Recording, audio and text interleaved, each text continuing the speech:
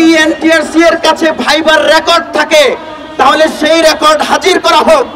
আমি যদি উত্তর দিতে না পেরে থাকি তাহলে আমার কোনো কথা থাকবে না। আর যদি আমি প্রশ্নের উত্তর দিয়ে থাকি তাহলে ভাইবা বোর্ডকে জবাব দিতে হবে সবগুলো প্রশ্নের সঠিক উত্তর দেওয়ার পর আমাকে কেন ফেল করানো হলো। সম্মানিত সাংবাদিক ভাইরা, আমি আমার পুলিশ ভাইদেরকে অত্যন্ত বিনয়ের সঙ্গে বলতে চাই, আপনারা আমাদের ভাই। জুলাই অভ্যুত্থানের আগে মাঠে বক্তব্য রাখার কারণে আমি বাধার শিকার হয়েছি। পত্রিকায় লেখালেখির কারণে আমাকে গোয়েন্দা সংস্থা থেকে পর্যন্ত হুমকি দেওয়া হয়েছে। ডিজিএফআই থেকে শুরু করে নানা জায়গায় বিগত সরকারের বৈষম্য জুলুমের বিরুদ্ধে কথা বলার কারণে আমাকে সতর্ক করা হয়েছে। আমি আপনাদেরকে বলতে চাই, আমরা আন্দোলন করে বাংলাদেশকে স্বাধীন করেছি। আপনারা আমাদের বন্ধু, আপনারা আমাদের শত্রু নন। আপনাদের কাছে একটা প্রশ্ন রাখতে চাই, আপনার কোনো ভাই, আপনার কোনো সন্তান, পুলিশ ভাইরা, আপনার কোনো সন্তান যদি প্রিলিমিনারিতে পাস করে, রিটেনে পাস করে, ভাই সবগুলো প্রশ্নের উত্তর দেবার পরেও যদি তারা ফেল করতো তাহলে আপনি কি করতেন? আপনাদের কাছে জানতে চাই।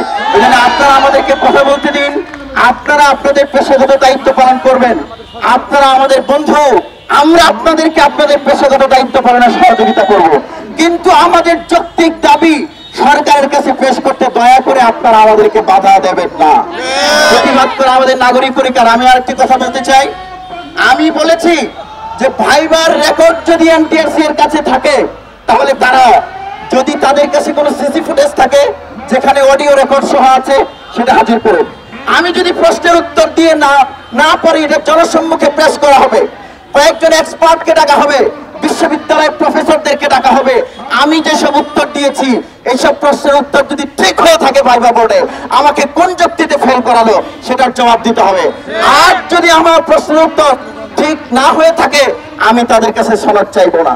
সম্মানিত সাংবাদিক বন্ধুরা, আরেকটি বিষয় আমি কোট করতে চাই, সংস্থা পরিচালিত হয় আইনের ভিত্তিতে। আপনারা জানেন এনটিআরসি এর আইনে আলাদা আলাদা ভাই দুটো ভাগ করে 40% মার্কস পাওয়ার কোনো কথা নাই। যেমন লিখিত পরীক্ষায় আমাদের 4টা পার্ট ছিল, বাংলা, ইংরেজি, গণিত, সাধারণ জ্ঞান। প্রত্যেকটি পার্টে আলাদা আলাদা 40% মার্কসের কোনো বাধ্যবাধকতা এনটিআরসি এর আইনে নাই, ঠিক তেমনি ভাইবেও নাই। সেই ভাইবে আমরা 40% মার্কস পেয়েছি। সুতরাং আমরা 60% মার্কস পেয়েছি শুধু আমাদের সনদপত্র থেকে। সুতরাং আমাদেরকে পাস দিতে হবে। আরেকটি কথা বলে আমি শেষ করতে চাই, আমি এটা বলবো না যে আমাদের ভাইবা নেওয়া হোক, আমি এটা বলবো না, কারণ আমরা ভাইবার প্রশ্নের উত্তর দিয়েছি। কিন্তু এনটিআরসি এর একজন সদস্য বলেছেন আমরা নাকি ইবারত পড়তে পারি না, আরবি ইবারত পড়তে পারি না। আমরা তাদেরকে বলতে চাই, প্রয়োজনে যদি চ্যালেঞ্জ করেন তাহলে আমরা লাইভ ভাইবা দেবো, লাইভ ভাইবা। যাদেরকে পাস করিয়েছেন, আমাদের সত্য হলো যাদেরকে পাস করিয়েছেন এরকম 20-50 জনকে আমরা দেবো। তাদেরকেও ইবারত ধরবেন, আমাদেরকেও ইবারত ধরবেন। আমরা যদি করতে পারি তাহলে আমরা কেন ফেল করবো? আমি সাংবাদিক বন্ধুদেরকে ধন্যবাদ জানাই, সবাইকে ধন্যবাদ জানাই। সর্বশেষ কথা হলো আমরা মরবো কিন্তু সনদ দিয়ে আমরা বাড়িতে ফিরবো।